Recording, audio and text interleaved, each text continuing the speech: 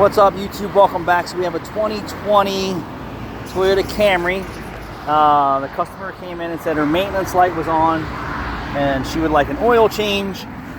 So Sierra did the oil change, and then the customer left and came back, and the light is back on.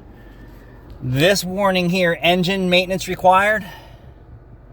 Engine maintenance required is not your oil change light or your filter light or your tire light or anything like that. That light is pertaining to an engine malfunction that's not illuminating a check engine light, and you will need to scan for trouble codes. So once we scanned the trouble codes, we found that the coolant bypass valve has an issue.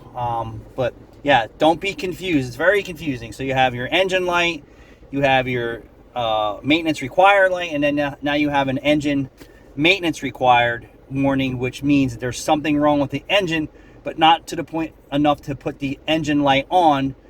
It's just saying, hey, visit your dealer to get you back to the dealer so they can fix your car and do recalls and warranty work and sell you things that you may or may not know that are needed for maintenance reasons. Thanks for watching.